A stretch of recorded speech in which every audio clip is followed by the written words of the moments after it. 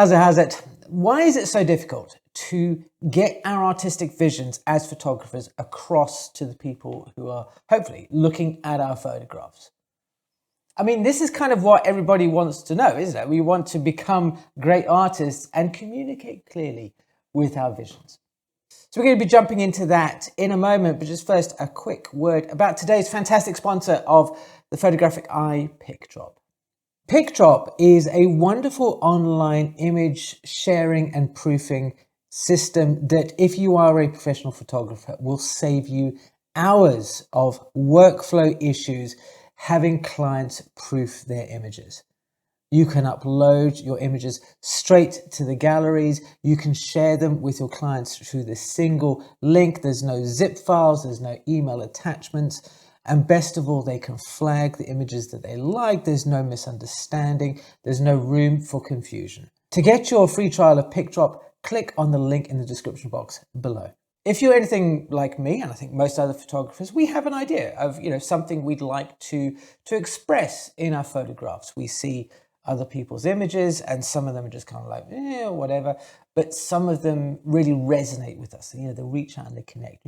That is something closer to the feeling, the vibe, the look, of the image that I, as a photographer, would like to communicate. No doubt you have your own favorites of people whose work you look at. That's a signpost that I'd like to follow. A little route to go down. For me, it's people like Sally Mann, Nadav Kanda, and more recently I spoke about the eerie quality, that sort of Wes Anderson sort of world of Maria Svalbova and her swimming pool images. But let's have a look at Sally Mann very quickly first, because Sally Mann's known for her somewhat controversial images of her family, but it's not those images that are intriguing me. Right, so yes, I do like those images of Sally Mann's kids. I think they're fantastic. I know they're not for everybody's taste, but some of her other photography, which is kind of a little bit more in the realm of, let's say, sort of landscape, slightly alternative process looking imagery, I find is quite haunting. There's a haunting-ish quality to it that I'd really like to emulate. I want to know how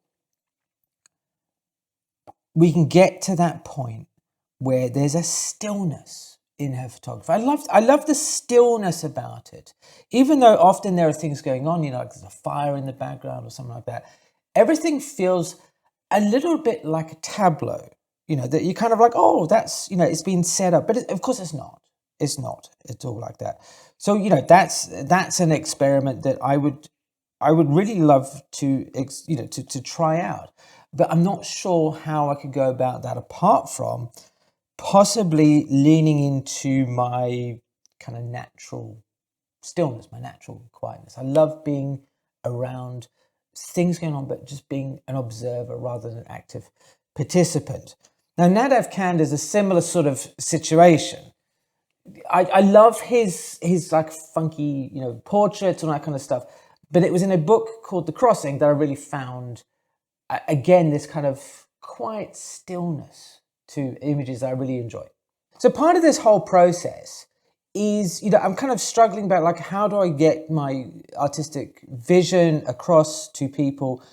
And it's one thing, I think, to try and just, create work. Obviously, practice, and eventually it will come through.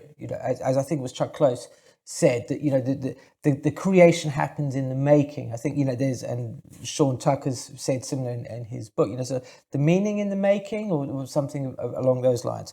So you have to, yes, obviously you have to keep taking photographs. But I think, when you look at somebody else's images, and I'm thinking specifically about Nadav Kanda's work of, in China, of the bridges and things of that nature, there is certainly a stillness. Now, I'm seeing a couple of little similarities between Nadav's work, Sally Mann's work, people like Todd Hido, his fantastic photographs of buildings at night in the mist and stuff. And there's a clue. Did you pick up on it yet? Right, so there's like a little clue there. I mentioned it starts with an M, right? It's mist, right? Now that might not be a thing. I can't sort of say since I'm putting this book down on the floor, right? Is that it's not mist specifically, right? You can't say, okay, well, my artistic vision is to have mist in my photographs. I mean, that's not the case at all. But it's more, I think, atmosphere. If I look at those three photographers who I've mentioned, there's an atmosphere about them. The light is soft, right? It's not harsh, bright, poking sunshine and stuff like that. And there are also images that one of the guys recently, we were talking in the cohort that have been running, and we had these kind of little Wednesday, just sort of free-form sessions. We just talk about photography, and I was showing them the work of Todd Hydo. And this guy goes, okay, it's very interesting. And so I showed a number of images. And he goes, do you know what? The first picture you said, you're like, what is this all about? He was like, but then he saw them in sequence, he saw a whole series of them, and they started to make sense. This is something for me as as somebody who wants to communicate an artistic vision, that you need to be consistent, I think, with these things. You need to realize, I certainly need to realize, that we have to show, if you want to have a whole body of photography. You can't just, excuse me, no naughty burp just jumped up there. You have to kind of show photographs as a series. Think about your work as a series, as a body of work, not just individual photographs. This, I think, going off tangent ever so slightly, but this is why I think looking at photographs individually on a screen is detrimental to moving forward, to being able to communicate your vision as a photographer, because you're not seeing the bigger picture. We're not taking that 1,000-yard view, down top view. I don't know what you want to call it. So try that. Try print out your work. Look at it as a body of images rather than single photos. So how are you going to apply this in your own photography, right? So what I've been doing is I've looked at photographers whose work I enjoy, and I think that's a good starting point. This year, if you want to move your artistic vision forward, if you want to be able to communicate it more clearly to the people who are looking at your photographs, then it's helpful to look at other people who are doing similar work. All right, nothing is unique. Nothing is totally without precedent. Go and find photographers whose images resonate with you. And do what I've done.